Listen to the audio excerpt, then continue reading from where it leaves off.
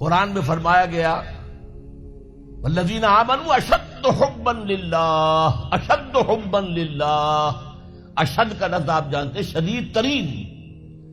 جو واقعی صاحب ایمان ہیں وہ شدید ترین محبت کرتے ہیں اللہ کے ساتھ۔ اور رسول نے اپنے بارے میں فرما دیا بہت خوبصورتی سے، لا یؤمن احدکم حتی اکون احب الیہ من والدہ وولدہ والناس اجمعین، تم میں سے کوئی شخص مومن نہیں ہو سکتا جب تک کہ میں اسے اس کے باپ سے، اس کے بیٹے سے اور تمام انسانوں سے زیادہ محبوب نہ ہو جاؤں۔ تو یہ محبت روح ہے، نظر تو نہیں آتی، نظر آئے گی اطاعت کہ آپ نے اللہ کا حکم مانا، رسول کا حکم مانا، لیکن یہ اطاعت عبادت تب بنے گی جبکہ اللہ کی محبت کے جذبے سے سرشار ہو کر اللہ کی اطاعت کی جائے۔ چنانچہ قرآن میں اس کی بڑی عمدہ مثال ہے، جب حضرت موسیٰ علیہ السلام پہلی مرتبہ فرعون کے دربار میں پیش ہوئے تو فرعون نے مذاق اڑایا کہ یہ آیا ہے یہ موسیٰ اور یہ ہارون اس کا بھائی، اور یہ ہم پر حکم چلانا چاہتے ہیں، وَقَوْمُهُمَا لَنَا عَابِدُونَ، حالانکہ ان کی قوم تو ہماری عابد قوم ہے، غلام قوم ہے۔ اب یہاں عبادت کے کیا معنی ہے؟ بنی اسرائیل پوجتے نہیں تھے، وہ بادشاہ کی پرستش نہیں کرتے تھے، لیکن بادشاہ کی اطاعت کرنے پر مجبور تھے، اطاعت کرتے تھے۔ اس کو اس نے کہا وَقَوْمُهُمَا لَنَا عَابِدُونَ، ان کی قوم جو ہے وہ تو ہماری عابد ہے، عبادت گزار ہے، ہماری غلام ہے، ہماری اطاعت شعار ہے، ان کو کیا حق پہنچتا ہے ہماری بلی ہمیں کو میاؤں۔ اچھا کوئی شخص کہہ دے کہ یہ تو فرعون کا لفظ ہے، آپ اسے دلیل کے طور پر لے آئے، اللہ کا لفظ تو نہیں ہے یہ، تو وہ بھی سن لیجئے۔ ایک دوسری ملاقات میں حضرت موسیٰ علیہ السلام نے جب دعوت پیش کی تو فرعون نے طنز کیا، الم نربک فینا ولیدا، اے فرعون، اے موسیٰ تم وہی نہیں ہو جسے ہم نے اپنے گھر میں پالا پوسا تھا۔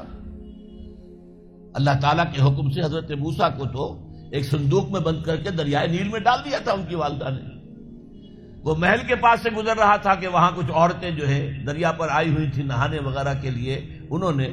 وہ تابوت جو تھا صندوق وہ پکڑ لیا، اس میں حضرت موسیٰ نکل آئے اور اتنے خوبصورت تھے، یہ فوراً سمجھ میں آ گیا تھا یہ کوئی اسرائیلی ہے،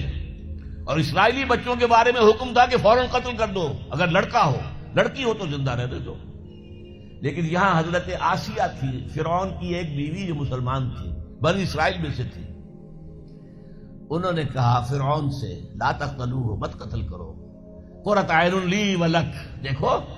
ہمارے ہاں اولاد نہیں ہے، یہ تو میرے اور تمہارے لیے آنکھوں کی ٹھنڈک بن جائے گا، دیکھو کتنا خوبصورت بچہ ہے، لہذا ان کو قتل نہیں کیا گیا۔ اللہ تعالیٰ نے ایک جگہ سورہ طٰہٰ میں احسان گنایا ہے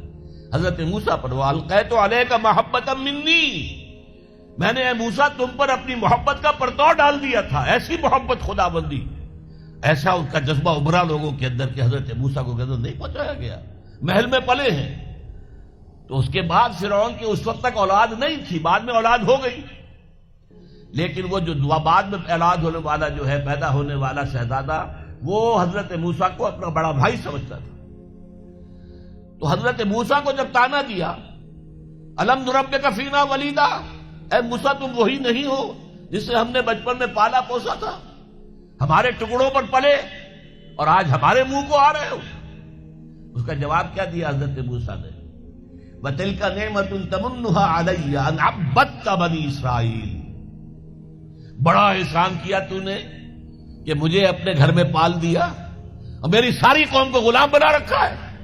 ان عبدت بنی اسرائیل، یہاں بھی لفظ عبادت آیا، تو لفظ عبادت کا پہلا اطلاق اطاعت پر ہے، البتہ اس کی روح جو ہے وہ محبت ہے، روح نظر نہیں آئے گی، جسم نظر آئے گا، لہذا عبادت کا جسم اطاعت، اللہ کی اطاعت ہمہ تن ہمہ وقت ہمہ وجوہ، اور اللہ کی اطاعت کا راستہ اللہ کے رسول کی اطاعت۔ بمصطفیٰ برساں خیش را کے دی ہمہ اوست، اگر بہو نہ رسیدی تمام بول حبیث، اپنے آپ کو مصطفیٰ صلی اللہ علیہ وسلم کے قدموں میں پہنچا دو، اگر وہاں تک نہیں جاؤ گے تو یہ سب بولہبی ہے، پھر باقی ساری باتیں جو ہے اس کا اسلام سے کوئی تعلق نہیں۔